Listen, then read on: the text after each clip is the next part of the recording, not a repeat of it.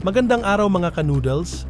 Bago natin umpisahan ang ating video ay iniimbitahan ko kayo na i-click ang aking subscribe button at i-hit ang notification bell para lagi kang updated sa ating mga video. Pinagpaliwanag ng China ang ambasador ng Pilipinas sa pagbati ni Pangulong Bongbong Marcos sa bagong halal na Pangulo ng Taiwan na si Lai Ching-te. Sa isang kaganapan na umugma sa kanyang pangako ng mas maayos na ugnayang panlabas, binati ni Pangulong Bongbong Marcos ng Pilipinas ang bagong halal na Pangulo ng Taiwan na si Lai Ching-te. Subalit, hindi naglaon ay naglabas ang China ng pahayag na naglalaman ng kanilang mga obserbasyon at pagsusuri sa naturang pagbati. Sa kabila ng positibong layunin ng pagbati, mukhang may ilang aspeto ng nasabing aksyon ang nagbigay daan sa pangangalit ng China. Noong itinalaga si Lai Ching-te bilang Pangulo ng Taiwan, agad itong binati ni Pangulong Marcos sa isang pahayag na ipinadala sa pamahalaan ng Taiwan. Ipinahayag ni Pangulong Marcos ang kanyang pag-asa na mapalalim at mapatatag ang ugnayang Pilipinas at Taiwan sa ilalim ng liderato ni Pangulo Lai Ching-te. Gayon din, iginiit niya ang kahalagahan ng pagpapatibay ng ekonomikong ugnayan at pagtutulungan sa iba't ibang larangan. Sa kabila ng mga positibong aspeto ng pagbati, mabilis na naglabas ng pahayag ang China na nagpapahayag ng kanilang agam-agam at pag-aalinlangan hinggil sa intensyon ng Pilipinas sa pagbibigay ng pagbati sa bagong lider ng Taiwan.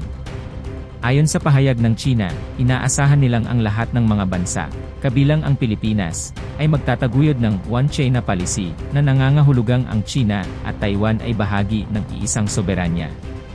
Ang One China Policy ay isang prinsipyong itinataguyod ng China na nagsasaad na may isang China at ang Taiwan ay isang bahagi ng teritoryo nito. Sa konteksto ng diplomasya, ang pagkilala sa Taiwan bilang isang hiwalay na bansa ay maaaring maging sanhi ng tensyon sa ugnayan ng isang bansa sa China. Ang pagbati ni Pangulong Marcos ay maaaring ituring na isang hakbang patungo sa mas mainit na ugnayan sa pagitan ng Pilipinas at Taiwan, subalit ito ay tila nagdudulot ng agam-agam mula sa China. Ang pagtataguyod ng One China Policy ay isang sensitibong issue sa pandaigdigang larangan at maaaring magdulot ng tensyon sa mga ugnayan ng bansa. Sa ilalim ng administrasyon ni Pangulong Marcos, maaaring mangyari ang pagsusuri at repasong muling ibinubukas ang ugnayan sa pagitan ng Pilipinas at China. Subalit, mahalaga rin ang pangunawa sa pangangailangan ng iba't ibang bansa na magkaroon ng independenteng ugnayan sa gitna ng pangkalahatang hangarin ng kapayapaan at kaunlaran sa rehiyon. Sa paglipas ng panahon, maaaring maging interesante ang pag-unlad ng ugnayan ng Pilipinas, Taiwan, at China, at paano ito magiging bahagi ng mas malawakang dynamics sa Asia-Pasipiko. Maraming salamat sa inyong panunood.